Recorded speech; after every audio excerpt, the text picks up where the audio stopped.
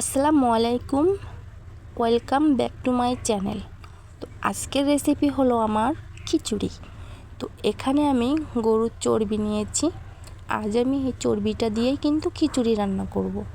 তার জন্য প্রথমে আমি চর্বিগুলো একটা পানিতে সেদ্ধ করব। তো সবার আগে বলবো চ্যানেলটা সাবস্ক্রাইব করে লাইক দিয়ে পাশে থাকবেন।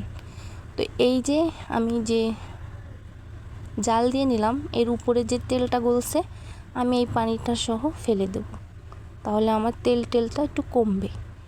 তো এবার আমি কড়াইতে তেল দিলাম, পেঁয়াজ দিলাম, দারচিনি, এলাচ, লবঙ্গ, তেজপাতা দিয়ে সুন্দর করে একটু ভেজে নিচ্ছি।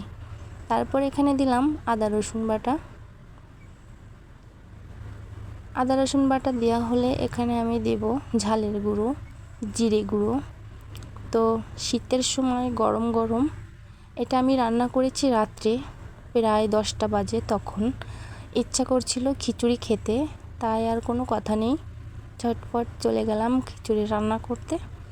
তো মশলাটা সুন্দর করে কষানো হয়ে গেলে চর্বিটা কষিয়ে নিচ্ছিলাম। তো এভাবে আপনারা কে কে খিচুড়ি রান্না করে খান কমেন্টে জানাবেন। তো এই যে আমি সুন্দর করে কষায় নিচ্ছিলাম। তারপরে এদিকে আমি চাল ডালটাও ধুয়ে নিয়েছিলাম। তো চর্বিটা কষানো হয়ে গেলে আমি চাল ডালটাও দিয়ে দিলাম। তো চাল ডালটা দেওয়ার পরে আমি আর একটু সময় নেড়ে চেড়ে নিব।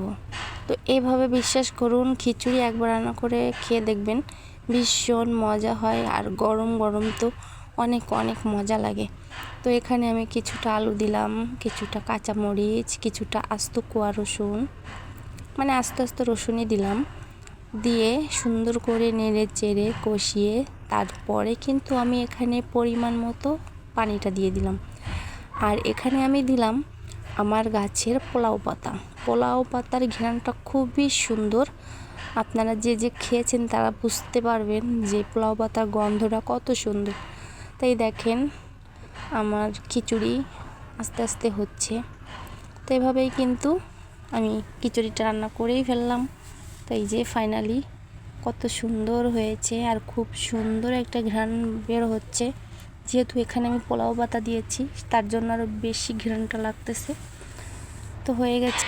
তো এভাবেই কিন্তু হয়ে গেল আমার খিচুড়ি। তো আমি এই যে গরম গরম প্লেটে নিচ্ছি খাওয়ার জন্য। তো খুবই লোভনীয় দেখতে হয়েছে, খেতেও কিন্তু অনেক সুস্বাদু হয়েছে। তো ভিডিওটা কেমন লাগলো কমেন্টের মাধ্যমে জানিয়ে দেবেন। সবাই ভালো থাকবেন। আল্লাহ হাফেজ।